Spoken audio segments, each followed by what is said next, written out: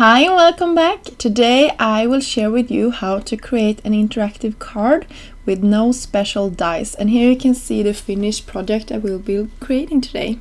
And I used some really fun products from Trinity Stamps.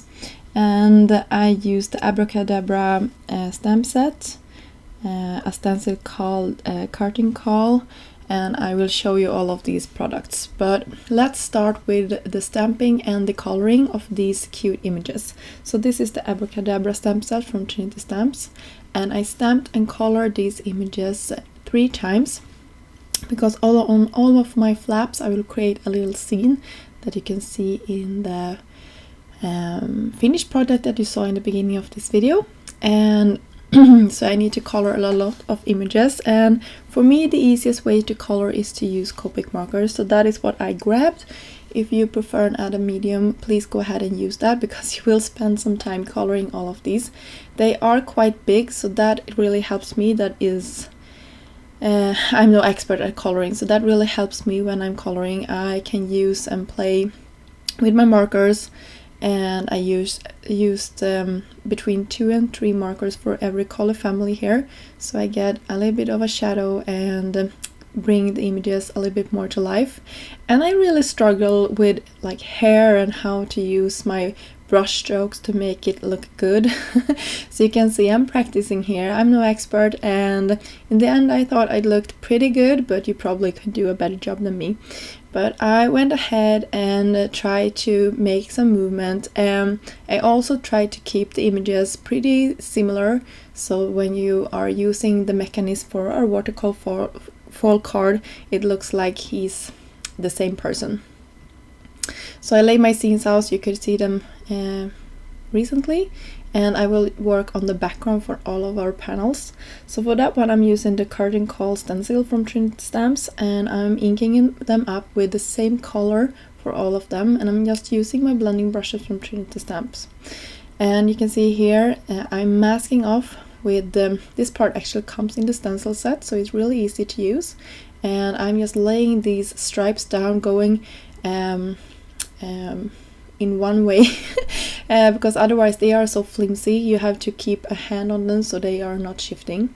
And to create a bit more of a movement, you can see this is the second stencil in that set, just to make a shadow. But since I'm just cutting such a small piece of this, I just wanted some movement, and I wasn't like, if something wasn't looking perfectly, that was fine with me. And for my front piece I wanted to create this like ticket piece, so that is from that's the ticket die set, also from Trinity Stamp. And here I laid my scenes out, and you can see how they are starting to come together. So I just cut a panel that was slightly smaller than the squares that I cut out. By the way, the die I used for my squares are for the Slimline Frame and Fold die set, also from Trinity Stamps. And then I'm marking off. You can see I'm using my grid mat here, so I'm just marking off with a continuous like distance between them. So I will have 4 different scenes for my waterfall card. If you wanted more, you have to make more like lines here.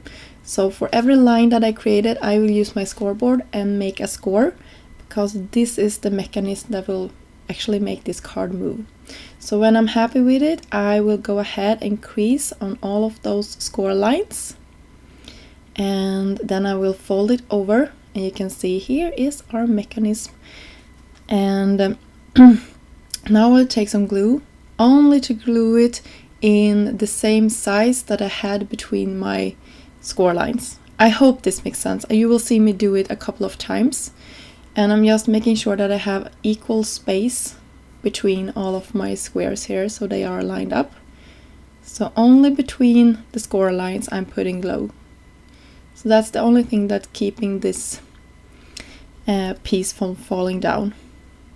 So I'm making sure that everything works before I'm moving on to the next one. So only glue between the score lines once more, and then I'm putting it here. I hope this makes sense. You can hit the pause button and take this much slower if you wanted to. And here is the last one that I am gluing on top. So here are our 4 scenes. Just making sure that everything works. I will now bend it back on itself, just to crease on all of these. And I waited a little bit before I did this so everything had dried. But you can see that this is working. So that was it. And for making the mechanism work, you can see that I have this piece. Oh, it's hanging off a little bit. I wasn't paying attention when I did it, so I just cut off a sliver of that. And nobody will see that part anyway, but it's a part of our mechanism, so it's important that I don't cut off everything. I cut down some vanilla cardstock with one of Trinity Stamps edge die, and I just wanted some contrasting colors here. And for making this work, I will take a piece here, I will show you in a second, and bend it over everything so that the mechanism is pulling itself. So here is the mechanism. You can see that little flap. That's the one we're gonna use, and I'm taking a piece of paper here, just folding it. I hope the camera is picking it up. Folding it and to the back side, and I will adhere this to itself. Here is really important that I don't glue it to the back of that, only to itself, so it's like a loop. Hope that makes sense.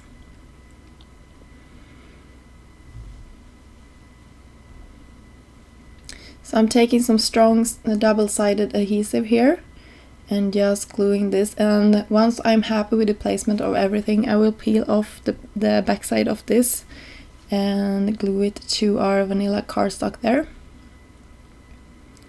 So you can see how it works.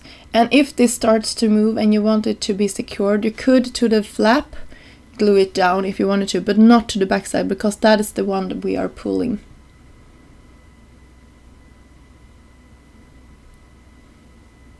Yeah, and make sure that you can pull the mechanism all the way before you attach it. So I hope this makes sense. It's really easy, I promise. And this is also real time. So now I will go ahead and take that away in a second here, when I'm happy with how far down this is.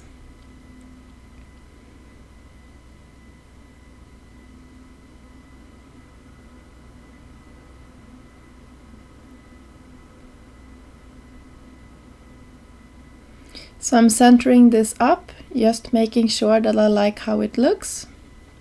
If you wanted to, you could put some dimension so that it's easier to grab this part, but I will leave it as is. And I will now press it down.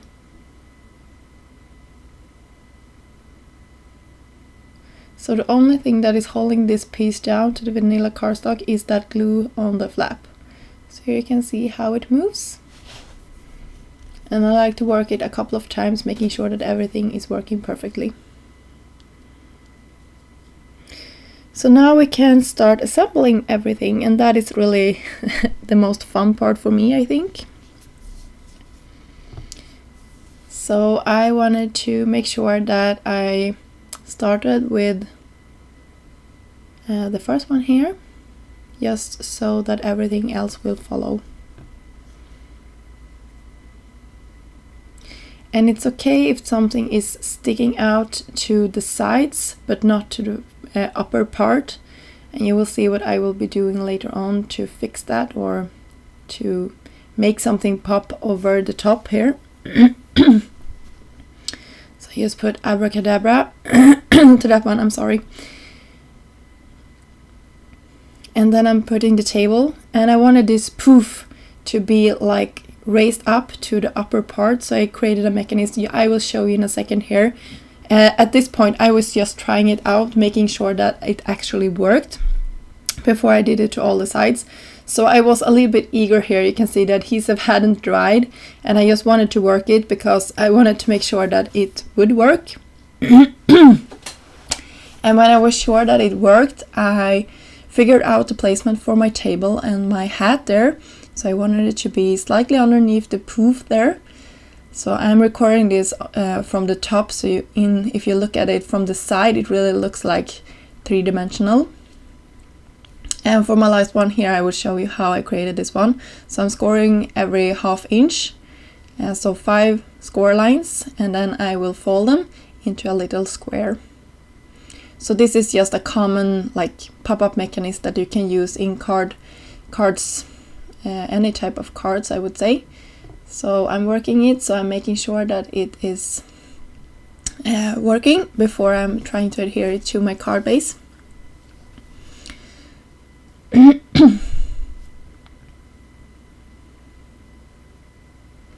So I'm just laying it down, making sure that this is working.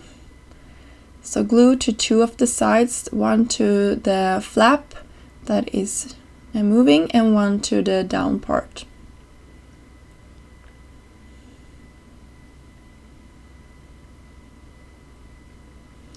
So when everything is working, I will adhere the little bunny to that one.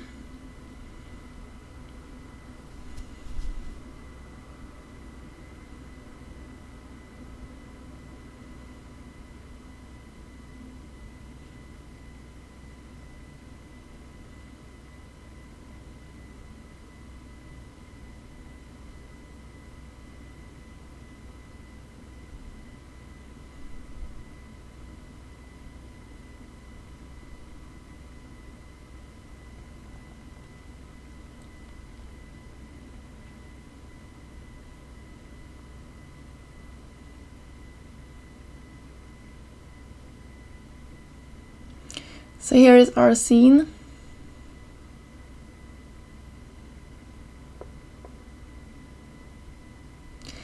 So for the ta-da part, I wanted it to be like floating. So I took some strong acetate and some double-sided adhesive tape, and I will just put it behind the bunny so it's like floating in the air, or it looks like it's floating in the air. I just thought that was a fun, unique touch as well. So here it is, and of course I'm pulling off the wrong side of the adhesive here, so I have to start all over again. But now it works, so ta-da! I just think that looks super cute. So at this point I was happy with how everything turned out, but I wasn't happy with all the white space. So you can see here I'm taking another part from that stencil set that I showed you previously, and I'm carefully going over the edges on the top part here. If I hadn't been like paying attention, I would have known that I could have decorated that part as well, and maybe bring in some more stamps and stuff like that. But I wasn't, and at this point I wasn't like, I wanted to move on and see this card finished because I really liked it, and my daughter was so eager to like have this card, so I didn't want to take the time to do that. But if I would create this card again, maybe I would take it all apart and like do that. But for me it worked good just to color in the part there with the same color of ink, and not taking it all apart and like going over it with stencil and stuff like that. So I took the paper crafting magic stamp set and just put the pool there, and then I went over this with some glitter. And if I had been smart, I would have done that before I assembled everything, but I just wanted some more sparkle to this card. So take it, abracadabra, and poof!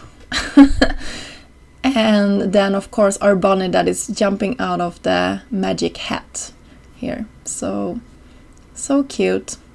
I just love how this project turned out, and I hope you got inspired to create a waterfall card using products that you have in your stash. And Trinity Stamps has a lot of these magic stamp sets, so you can play around making projects like this if you don't want to use exactly this stamp set. That I have a lot of other ones, but I think these work out so perfectly for this type of card. So if you enjoyed this video, please give it a thumb up and subscribe to your channel, and I will be back soon with more inspiration. Until next time, have a great day. Bye!